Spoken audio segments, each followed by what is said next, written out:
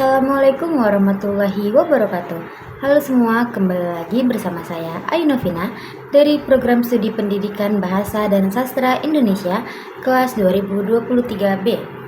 Di video kali ini, saya akan menjelaskan tentang teori hierarki kebutuhan.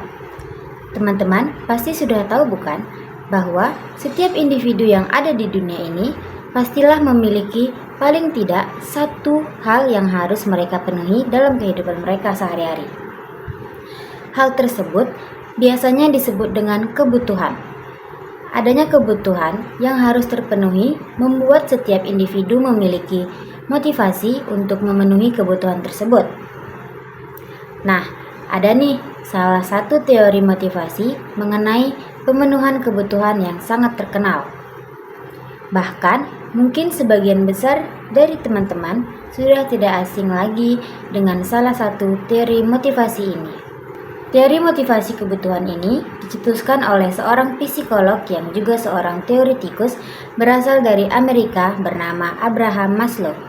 Secara garis besar, Abraham Maslow beranggapan bahwa kebutuhan menjadi alasan terbentuknya motivasi pada diri seorang individu untuk melakukan semua kegiatan yang sekiranya dapat menopang individu tersebut dalam usaha memenuhi kebutuhan mereka. Teori yang dicetuskan oleh Abraham Maslow ini memiliki nama teori hierarki kebutuhan Maslow atau lebih akrab disebut dengan teori Maslow. Teori hierarki kebutuhan yang dicetuskan oleh Abraham Maslow ini merangsang adanya pengaruh yang sangat besar pada kehidupan manusia dalam memenuhi kebutuhan mereka sehari-hari. Dalam teori kebutuhan ini, Abraham Maslow juga mengungkapkan bahwa seorang individu haruslah memenuhi kebutuhan mereka. Abraham Maslow membagi kebutuhan tersebut dibagi dalam 5 tingkatan dengan urutannya masing-masing. Adanya tingkatan kebutuhan tersebut mengharuskan individu memenuhi kebutuhan mereka mulai dari tingkatan terdasar. Teori hierarki kebutuhan Maslow adalah salah satu teori psikologi yang berguna untuk memicu munculnya motivasi pada seorang individu dalam memenuhi kebutuhan mereka sehari-hari. Teori hierarki kebutuhan Maslow diperkenalkan pada tahun 1943 melalui A Theory of Human Motivation melalui acara Psychological Review. Dalam teori ini memuat 5 tingkatan kebutuhan yang harus terpenuhi di masing-masing tingkatannya.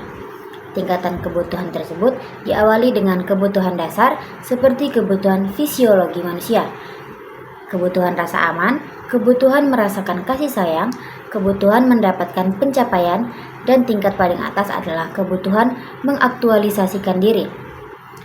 Hierarki kebutuhan ini dibentuk dalam bentuk segitiga dengan bagian dasarnya memiliki cakupan aspek yang luas dibanding bagian kerucutnya. Tingkatan yang pertama ada kebutuhan dasar atau fisiologi. Kebutuhan fisiologis merupakan kebutuhan manusia akan oksigen, air, makanan, suhu tubuh yang normal, tidur, homeostatis, kebutuhan seksual, dan lain semacamnya. Tingkatan kedua, kebutuhan akan rasa aman dapat dicontohkan dengan contoh seperti kebutuhan akan rasa aman dari bahaya yang akan mengancam, kebutuhan perlindungan dari tindak kriminalitas, kebutuhan rasa aman dari ancaman penyakit, kebutuhan rasa aman dari bahaya bencana alam, dan lain sebagainya. Adalah kebutuhan mengenai aspek sosial yang ada di masyarakat, seperti kebutuhan untuk merasakan cinta, kasih sayang, dan memiliki hak kepemilikan terhadap suatu hal. Selanjutnya, yaitu tingkat keempat adalah kebutuhan untuk mendapatkan penghargaan.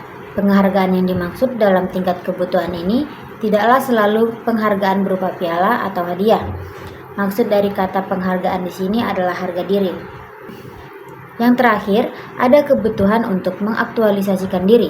Kebutuhan tingkat tertinggi, yaitu kebutuhan untuk mengaktualisasikan diri. Kebutuhan ini dapat tercapai apabila seorang individu berhasil memenuhi keempat kebutuhan sebelumnya. Aktualisasi diri ini berperan sebagai kebutuhan seorang individu untuk memutuskan keinginan mereka. Sekarang, kita akan membahas tentang penerapan teori hierarki kebutuhan sebagai dasar refleksi diri dari tokoh dalam novel Pesantren Impian. Yang pertama, kebutuhan fisiologis. Kebutuhan-kebutuhan dasar atau kebutuhan fisiologis tokoh dalam novel Pesantren Impian dapat ditemukan dalam kutipan novel seperti kebutuhan makan, minum, tidur, dan lain sebagainya. Hal ini dapat dilihat dari kutipan novel berikut ini. Sudah, Ustadz Agam menenangkan sambil tersenyum. Waktunya sholat Isya. Setelah makan malam, adik-adik akan diantar ke kamar masing-masing. Sekarang, mari kita sholat. Yang kedua ada kebutuhan rasa aman. Pemenuhan kebutuhan rasa aman tersebut dalam novel Pesantren Impian dapat dilihat pada kutipan ini. Pesantren Impian dibangun sedemikian rupa untuk memberi ketenangan dan kedamaian bagi penghuninya. Berdasarkan dari kutipan novel Pesantren Impian di atas, kebutuhan rasa aman dan damai dapat diperoleh bagi para santrinya di dalam Pesantren Impian. Yang ketiga ada kebutuhan dimiliki dan memiliki. Kebutuhan rasa sayang, cinta, dimiliki dan memiliki tokoh dalam novel ini terpenuhi dengan adanya hubungan yang baik antar sesama santri dan ustazah dalam Pesantren Impian. Hal ini dapat dilihat dalam kutipan ini. Setelahnya, para santriwati saling berpelukan, menumpahkan perasaan, mengingat isi kultum Ustazah Hanum tadi. Sebagian tersenyum, meski wajah masih basah air mata. Allah terima kasih, bisik gadis itu berawal dari kehamilan yang mendorongnya mencari tempat perlarian. Ia justru menemukan sahabat-sahabat sejati di sini. Berdasarkan kutipan tadi, kebutuhan dimiliki dan memiliki para santri dalam Pesantren Impian terlihat dari hubungan harmonis antara sesama santriwan dan santriwati. Perasaan saling peduli dan saling memiliki mempererat ikatan kekeluargaan dalam Pesantren Impian. Selanjutnya ada kebutuhan harga diri.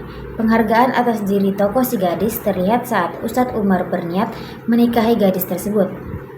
Ya, sebuah lamaran yang disampaikan Umar di hadapan Tengku Budiman, Ustadz Agam, dan istrinya. Sampai saat ini pun, ia masih tak mengerti apa yang terjadi. Kenapa lelaki yang kini duduk di sampingnya dalam pesawat ke Jakarta memilihnya untuk mengarungi kehidupan bersama. Yang terakhir ada kebutuhan aktualisasi diri. Hal ini dapat dilihat dalam kutipan novel, Sisi dan Inong akan melanjutkan hidup, barangkali membuka usaha kecil-kecilan. Modal awal untuk sementara akan dipinjam Sisi dari papanya. Belakangan, Sisi menawari gadis itu ikut ke Jakarta dan membantu usaha yang akan dirintis. Belum ada jawaban, tapi Lin tampaknya mempertimbangkan tawaran Sisi. Dari kutipan yang menggambarkan harapan dan keinginan tokoh di kehidupan setelah keluar dari pesantren, impian tokoh Lin dapat melihat realitas secara efisien terlihat saat ia mempertimbangkan tawaran pekerjaan yang diberikan oleh sahabatnya Sisi. Selain itu, orang yang mampu mengaktualisasi diri adalah orang yang mampu menerima dirinya sendiri, orang lain, dan keadaannya pada saat itu, baik kelebihan maupun kelemahan yang dimiliki.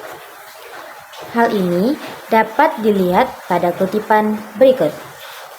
Pasti juga bagi Rini yang telah melewati masa penuh kebencian pada janin yang dikandung, hingga ingin bunuh diri, sebelum kemudian beralih menjadi kasih sayang, harapan, dan cinta. Oke teman-teman, sekian dulu penjelasan saya tentang teori hierarki dan penerapannya dalam sebuah puisi. Sampai jumpa di video selanjutnya. Wassalamualaikum warahmatullahi wabarakatuh.